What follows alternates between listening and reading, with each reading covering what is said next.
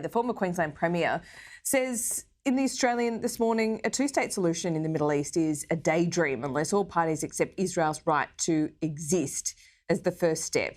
A peace plan will fail unless it is led by Arab nations and Israel, with all parties accepting Israel's right to exist. He also believes the public debate on the Middle East has been hijacked by extremists from both sides of politics. Prime Minister is pushing for a multinational consensus statement on the Gaza conflict at the ASEAN summit in Laos. Joining me now is the Shadow Foreign Affairs Minister, Simon Birmingham. What do you think of Peter Beattie's comments? He's from the other side of politics. He's criticising his own side here. Well, Peter Beattie's making a lot of sense in that he is showing consistency with what frankly has been a decades-long bipartisan position in Australian politics, which has only been trashed in the last year by the Albanese government. And that is that a two-state solution requires it to be a negotiated two-state solution if it is to be successful. And those negotiations have to resolve some of the really difficult issues: security guarantees to both parties, negotiations around agreed borders, rights of return for those who have claims in terms of citizenship or residency. These are big, significant issues. And if they are all just brushed aside, as Penny Wong's arbitrary timeline process seems to suggest, in favour of having a quick recognition of a Palestinian state without the difficult questions being addressed, then all you are doing is embedding in the region decades more of conflict and division because the hard questions haven't been resolved. And Peter Beattie's spot on to call out the need for strength and leadership in difficult times to actually say you've got to have the resolve to stick by these processes to address the hard questions. Otherwise, you're simply setting the system up for failure. Yeah, I mean, it's been intractable for decades, though. The alternative hasn't worked either. Do you accept that? Well, we certainly haven't seen the type of progress that anybody would wish to see in getting a genuine, peaceful outcome. There have been areas of progress, and we shouldn't dismiss those. If you look at the way in which the Abraham Accords have seen Israel manage to normalise relations with a number of other Arab states, and I think those steps should provide heart and give momentum that if indeed the current conflict can see Hamas and Hezbollah weakened to a point where they don't have the influence in Palestinian territories or indeed in Lebanon that they have had, well, then that might give scope actually for there to be the type of steps towards security, stability, and ultimately negotiated peaceful outcomes towards a two-state solution that have eluded us for so long and, of course, have been undermined in many ways by that continual threat of terrorism from those regions.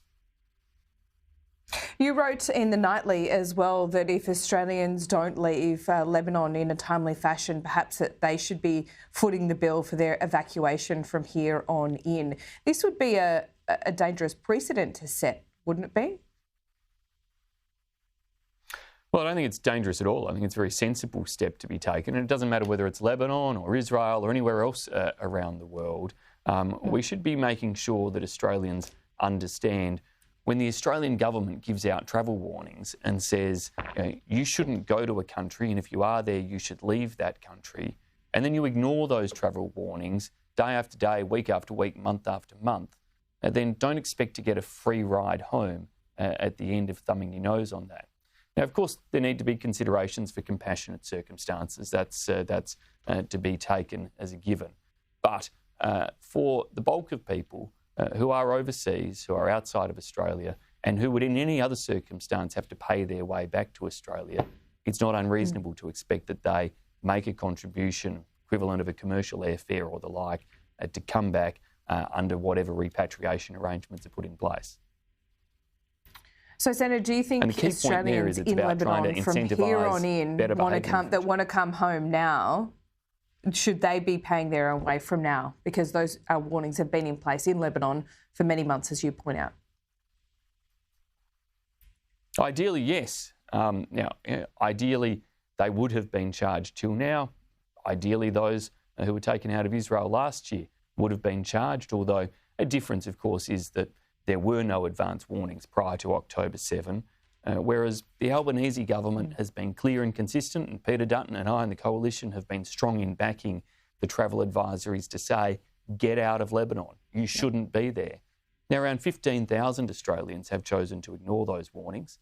Many will probably choose to stay in Lebanon regardless, but many also, as soon as the missiles started firing, picked the phone up to the Department of Foreign Affairs and Trade and said, get us out now, please. They'd ignored the warnings up till then, and now they expect Australian government officials to put themselves in harm's way to get them out, and other Australian taxpayers to subsidise them in getting out and being brought back to Australia. Well, I don't think that is fair or reasonable. As I said, individual circumstances that warrant genuine compassion, of course. But in the main, people shouldn't be getting a free ride out of a situation when they should have heeded the warnings and bought themselves an airfare to leave weeks and months ago.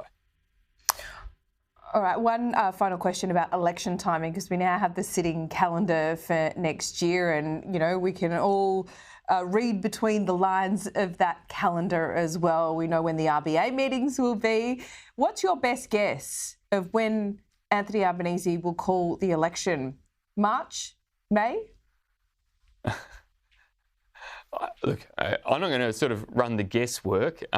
What I think we did see during this parliamentary sitting week was an awful lot of games played by the government. You know, they kind of rolled out of complete left field this wedge legislation around NBN privatisation that not a single soul had been talking about, but suddenly it was the most important issue they had to address. It was so farcical.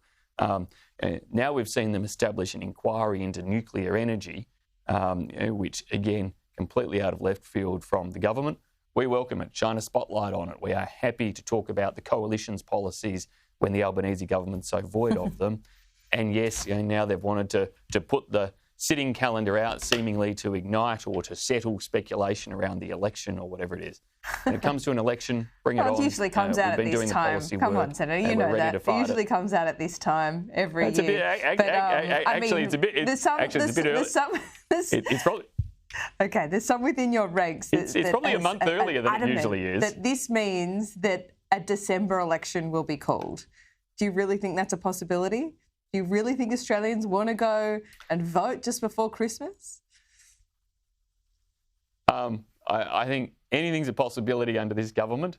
I'm not going to put my house on any of the possible election dates. I mean, what worries me about those who speculate that this means, you know, there'll definitely be a pre-election budget is I don't trust Anthony Albanese and Jim Chalmers not to blow the bank further in a pre-election budget. They've already baked billions of dollars of extra spending into the forward estimates and beyond. And if they do a budget right on the eve of an election, heaven help what that means for the finances beyond that. I'm not convinced there will be a budget either. Simon Birmingham, thanks so much for your time. I will see you soon. See you next week, in fact. Thanks, LJ.